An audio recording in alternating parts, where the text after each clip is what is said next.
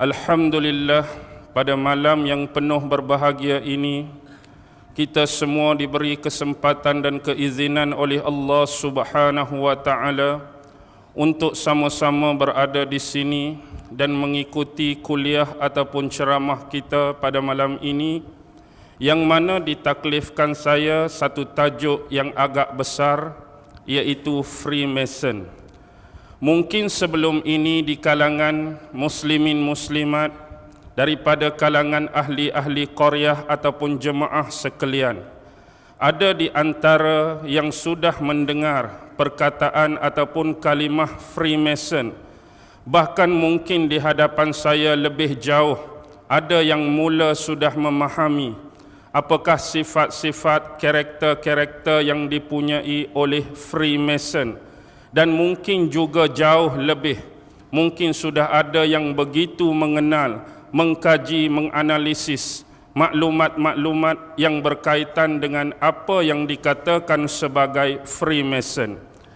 Bila kita nak membicarakan tentang satu perkara ataupun satu tajuk yang cukup besar, tidaklah memadai bagi kita untuk terus terjun ataupun mencari sesuatu perkaitan. Pada dasarnya, hendaklah kita sebagai seorang yang nak mengkaji, mengetahui, memahami, walaupun bukan secara detail, sekurang-kurangnya di manakah sumber-sumber asal, di manakah dia berpunca, ataupun apakah perkaitan-perkaitan yang boleh kita hubung atau kita relate untuk dibawa ke tajuk kita malam ini, iaitu Freemason.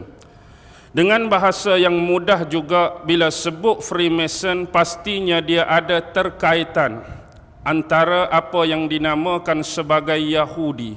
Dan bila sebut sebagai Yahudi, pasti ada terkaitan dengan kitab-kitab utama yang dimiliki oleh mereka. Jadi pada malam ini sebagai asas, bila kita nak mengenali watak yang paling penting yang menjadi tonggak kepada Freemason, tidak lain dan tidak bukan ialah Yahudi. Dan bila dia disebut sebagai Yahudi, pasti juga mereka mempunyai pegangan-pegangan, akidah-akidah tertentu. Walaupun kita umat Islam meyakini bahawa kitab-kitab yang pernah diturunkan kepada para nabi dan rasul sebelum ini, kecuali yang diturunkan oleh Allah Subhanahu wa taala kepada junjungan besar Nabi Muhammad sallallahu alaihi wasallam, Al-Quran itu tetap rapi, kukuh dan terjaga. Kita tahu pernah diturunkan apa yang dinamakan suhuf kepada Nabi Adam, pernah diturunkan apa yang dinamakan suhuf kepada Nabi Idris alaihi salam, apa yang dinamakan suhuf kepada Nabi Syis alaihi salam, apa yang dinamakan suhuf kepada Nabi Ibrahim alaihi salam. Dan pelengkap kepada suhuf-suhuf tersebut untuk memandu manusia ke arah akidah yang lebih baik, ke arah syariat yang lebih baik, ke arah adab dan etika yang lebih baik, dalam erti kata berakhlak dengan akhlak yang murni. Allah menurunkan 4 buah kitab, iaitu Taurat menerusi Nabi Allah Musa, Zabur menerusi Nabi Allah Daud, Injil menerusi Nabi Allah Isa, dan Al-Quran sebagai pelengkap kepada semua suhuf dan kitab tersebut, iaitu Al-Quranul Karim kepada Nabi Muhammad sallallahu alaihi wasallam.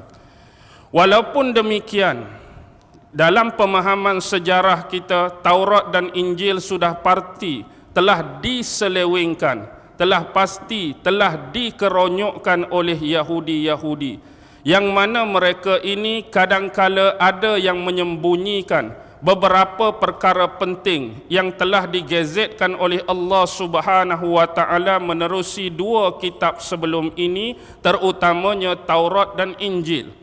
Dan penyelewengan inilah yang berlaku 2 perkara. Kadang-kadang setiap kitab Allah ini berlaku tokok tambah, ditambah cerita-cerita, ditambah perkara-perkara yang bukan sebenarnya datang daripada wahyu ataupun rasul-rasul Allah.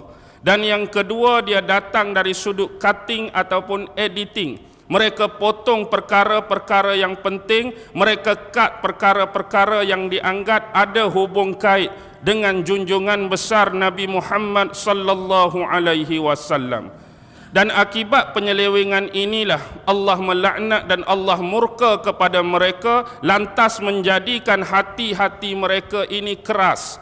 Bila keras susah bagi seseorang, bukan kata Yahudi, bukan kata Nasrani, bahkan orang Islam sekalipun, bila Allah dah mengeraskan hati mereka, susah mereka untuk beriman dan susah bagi mereka untuk menerima setiap kebenaran. Walaupun kebenaran itu jelas sudah terpampang di hadapan mata mereka sendiri.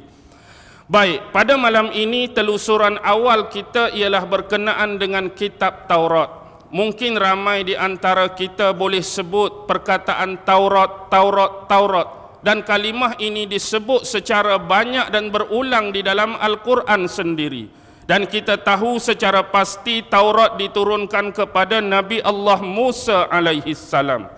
Hari ini dalam pegangan orang-orang Yahudi, di dalam pegangan orang-orang Yahudi, kitab Ibrani ini, Ibrani merujuk kepada orang-orang Yahudi.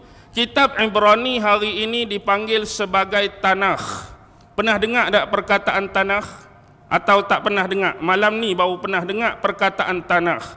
Tanakh tu ialah akronim daripada 24 kitab yang tersusun kesemuanya. 24 jumlah ini tersusun dalam sebuah apa yang dikatakan sebagai Tanakh, yang mana Tanakh ini adalah akronim daripada 3 komponen penting.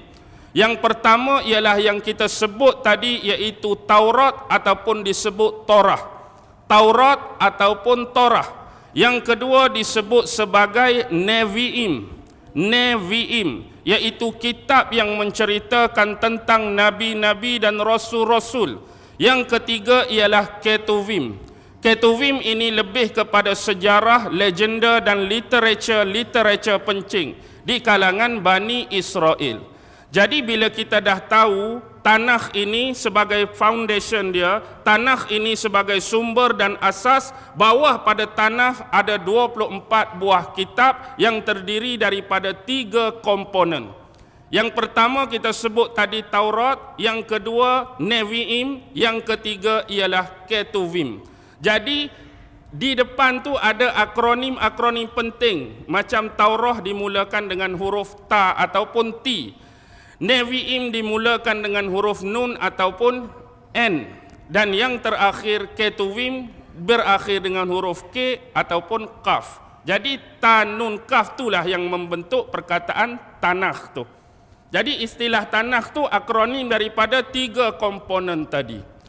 Baik, bila sebut tentang Taurat, merujuk kepada Taurat Nabi Musa, atau juga disebut Taurat 5, atau juga disebut Pentateuch. Hari ini bila sebut Taurat, nak sebut Taurat Musa pun betul, nak sebut Taurat 5 pun betul, nak sebut Pentateuch pun betul, dia merujuk kepada kitab yang sama. Dalam tu ada 5 benda penting, sebab tu dipanggil Taurat 5.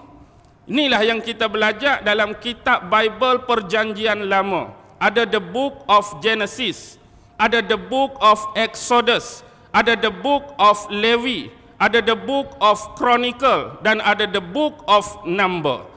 Jadi sama ada dia Genesis, sama ada dia Exodus, sama ada dia Levi, sama ada dia Number ataupun Deuteronomy, inilah merujuk kepada 5 perkara asas dan paling penting dalam Taurat Musa ataupun Taurat 5. Walaupun demikian, kita harus memahami Taurat sebelum ini ditafsirkan oleh ulama-ulama ataupun Rabbaini daripada Yahudi selepas pada kewafatan Nabi Musa dan Nabi Harun.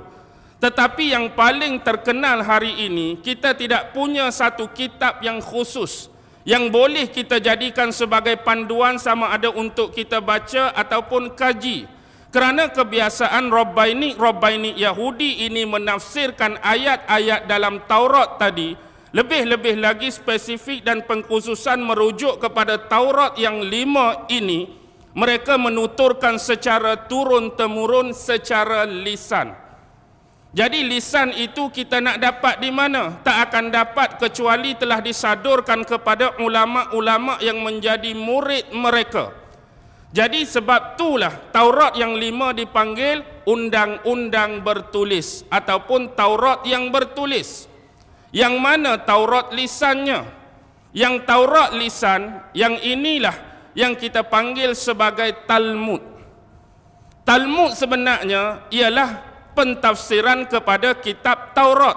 Tetapi kita harus memahami latar belakang sejarah. Bagaimana Talmud ini berpunca? Bagaimana Talmud ini berhasil? Talmud ini terhasil sebahagian besarnya menganggap pada awal abad keempat, sewaktu adanya Talmud di Palestin ataupun Talmud Baitul Maqdis. Tetapi pencerahan perlu dibuat bila berlaku serangan besar-besaran kerajaan Babylon dulu kepada kerajaan Judah. Kita tahu kerajaan Judah dulu terbahagi kepada dua, walaupun semuanya adalah 12 keturunan anak Nabi Yaqub alaihi salam. Ada dahulu kerajaan Israel, ada dahulu kerajaan Yahudi, yang mana kerajaan Israel didominasi oleh 10 keluarga dan Yahudi didominasi oleh 2 keluarga. Walaupun yang menjadi raja pada awal-awal kedua kerajaan ini anak kepada Nabi Sulaiman, iaitu Rahbaam dan Yarbaam.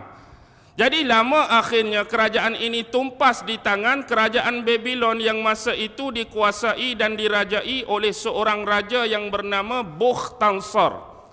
Bukhtansar bahasa Arab, mungkin ramai yang tak pernah dengar, mungkin ramai yang tak kenal. Tapi bila kita buka buku sejarah, dia dinamakan sebagai Nebukadnezar. Mungkin ramai di depan saya pernah dengar, iaitu nama Raja Nebukadnezar merujuk kepada individu dan figure yang sama dalam bahasa Arab disebut Bukhtansar. Akibat serangan inilah kerajaan Judah ataupun kerajaan Yahudi Israel Raya ni dihancur sehancurnya, dimusnah semusnahnya, dilumat selumatnya. Bahkan dalam sejarah yang panjang selepas pada Babylon serang, baru tak ada bertahan, kemudian kerajaan Parsi, waktu makan masa yang lebih lama. Selepas Parsi datang pula Raja Adrian daripada Rom, sampailah penghujung 32 sebelum Masihi. Inilah nasib yang pernah diterima oleh bangsa Yahudi dahulu akibat penyelewengan dan pengkhianatan yang telah mereka lakukan terhadap kitab-kitab Allah, yang telah mereka melakukan terhadap para pemimpin daripada kalangan utusan nabi-nabi dan rasul yang terdahulu. Dan akibat dibawa sebahagian besar 80 orang Rabbaini yang paling alim di kalangan bangsa Yahudi itu ke mana? Ke Babylon. Lalu atas arahan dan saranan daripada Raja Bukhtansar ini, maka muncullah Talmud yang kedua dipanggil Talmud Babylon. Jadi sekarang ni ada 2 bentuk Talmud yang mentafsirkan kepada kitab Taurat. Satu Talmud Palestin ataupun Talmud Baitul Maqdis, yang kedua ialah Talmud Babylon. Tetapi Talmud Babylon berlainan, kerana dia ditafsirkan mengikut cita rasa, otak, akal dan minda manusia. Dia sudah banyak jauh daripada pentafsiran sebenar sebagaimana yang didominasi oleh Talmud Palestin ataupun Baitul Maqdis. Baik, secara mudah macam ni. Kalau hari ni kita dengar orang Yahudi sebut Torah Shebiktaf. Kalau Yahudi sebut Taurah Shebiktaf, dia merujuk kepada Taurat 5, Taurat Musa. Kalau dia kata Taurah Shebi'al-Pal, Taurah Shebi'al-Pal ni merujuk kepada kitab Talmud. Talmud pula dia ada bahagian nas, dia ada bahagian tafsiran, walaupun dia sendiri itu dah jadi tafsiran bagi Taurat. Dan biasa yang paling keluar ialah nas-nas yang disebut sebagai Mishnah. Nas dalam Talmud disebut sebagai Mishnah, penghurai dia, tafsiran dia disebut sebagai Gemara. Jadi dalam Talmud tu ada Mishnah pula, Nas, ada huraian pula, Gemara. Jadi Gemara dengan Mishnah ni ada 2 jenis ayat pula. Ada ayat dipanggil ayat halaqah, ayat yang berbentuk keagamaan. Ada pula ayat-ayat agadah, yang betulnya ayat-ayat ini merujuk kepada sejarah, literature dan legenda dalam bangsa Bani Israel. Setakat ni lagu mana? Faham ke pening? Tak betul-betul tanya ni. Boleh. Okey, boleh tak apa. Baik. Ambil dulu atas tu Taurat tadi. Penghuraian dan pentafsiran Taurat, Talmud. Talmud ada dua. Sebelum berlaku pembantaian Bani Israel, dah ada ulama-ulama yang mentafsir Talmud Palestin dan Babylon. Bila dibantai, ulama-ulama ni dibawa ke Babylon, dia dipanggil Talmud Babylon. Walaupun demikian, Talmud Babylon ni dah banyak tersasar daripada penghuraian dan pentafsiran yang sebenar. Jadi bawah Talmud tu pula ada Nas disebut Mishnah dan ada huraian disebut Gemara. Jadi antara Mishnah dan Gemara, ayat-ayat yang berbentuk keagamaan dipanggil ayat halaqah, ayat-ayat yang berbentuk cerita, legenda dan literature disebut sebagai agadah. Okey, tu tentang Taurat. Kita kembali ke tentang Nevi'im. Bila sebut Nevi'im, dia tadi saya sebut pada awal-awal Nevi'im ni merujuk kepada kitab-kitab yang dalam tu ada cerita Nabi, ada cerita Rasul. Nevi'im pula terbahagi kepada dua. Ada Nevi'im Roshinim, ada Nevi'im Aharonim. Okey, boleh? Nevi'im Roshinim, Nevi'im Aharonim. Nevi'im Roshinim merujuk kepada nabi-nabi awal sampai kepada pemerintahan raja-raja. Nabi-nabi awal sampai pemerintahan raja-raja ada 4 kitab di bawah Nevi'im Roshinim. Yang pertama ialah kitab Yoshua, ataupun orang sebut Yehoshua, ataupun orang sebut Joshua, ataupun dalam Al-Quran kita sebut Yusha. Yang pimpin, yang teman Nabi Musa alaihi salam bawa ikan dalam kerajaan, bawa ikan dalam bakul, nak pi cari, nak menuntut ilmu dengan Nabi Khidir. Kan Al-Quran sebut individu ni seorang Nabi nama Yusha bin Nun bin Afrasim bin Yusuf alaihi salam, tu cicit Nabi Yusuf. Jadi Yusha dalam kitab ni di sisi Yahudi nama ni dipanggil Yoshua, Yehoshua ataupun Joshua. Sebab pemimpin pertama yang bawa masuk Bani Israel ke dalam bumi Kanaan atau Palestin, inilah dia. Selepas mereka menyeberang Laut Merah, macam-macam mehnah, macam-macam ujian, macam-macam tribulasi. Masa tu 2 orang adik-beradik ni masih hidup, Nabi Musa dan Nabi Harun. Tapi Nabi Harun sudah meninggal, disesatkan pula di padang teh 40 tahun, macam-macam ragam yang dibuat oleh Bani Israel. Sampai satu tahap mereka dah sampai pada sempadan nak masuk Kanaan, mereka sampai dah nak masuk Palestin. Tetapi mereka tak berani, mereka takut nak berperang dengan orang-orang Kanaan. Ini kita boleh ikuti dalam surah Baqarah, izhab anta wa rabbuka faqatila inna hahuna qa'idun. Pergilah kamu wahai Musa, ajak Tuhan kamu sekali, pergilah berperang. Kami tunggu di sini saja. Lancang tak lancang? Lancang.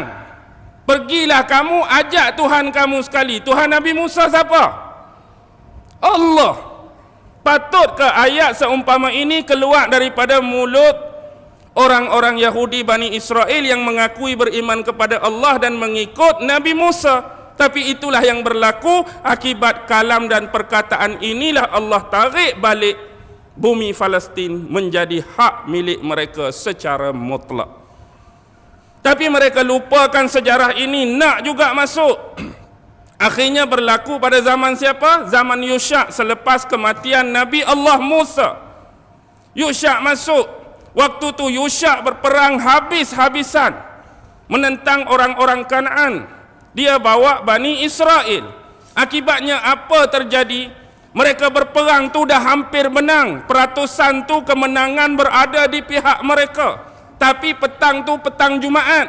Malam tu pula nak masuk malam Sabtu dah. Petang Jumaat berperang tu nak masuk malam Sabtu, confirm menang, nak menang. Bimbang satu benda. Sebab kalau peperangan ni masih belum selesai, bila masuk saja malam Sabtu, mereka kena stop. Sebab di sisi orang-orang Yahudi, Sabtu adalah hari Sabat, hari yang perlu dimuliakan dan tak boleh sama sekali menumpahkan darah. Jadi kalau peperangan terpaksa di stop, rugi. Walaupun kita tu hampir menang, tapi bila stop, musuh dapat backup kembali, boleh ambil tenaga untuk perang hari lain. Jadi atas dasar inilah doa daripada Nabi Allah Yusha, kita tengok keajaiban yang Allah tunjuk, matahari terhenti pada tempat dia, masa tak berjalan. Inilah sejarah dia, matahari tu berhenti, jadi macam stop masa, perang sampai menang. Kalau kira matahari berjalan, memang tak menang lagi sampai masuk malam Sabtu. Pernah dengar tak sejarah ni? Pernah dengar tak kisah ni? Baca tafsiran.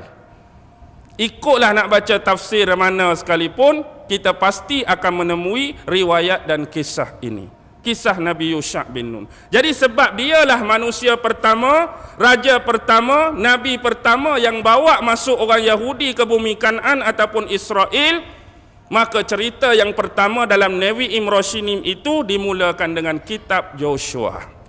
Lepas tu barulah kitab para hakim. Lepas Joshua meninggal, ada 3 lagi pemimpin. Lepas tu naik para hakim, 12 hakim.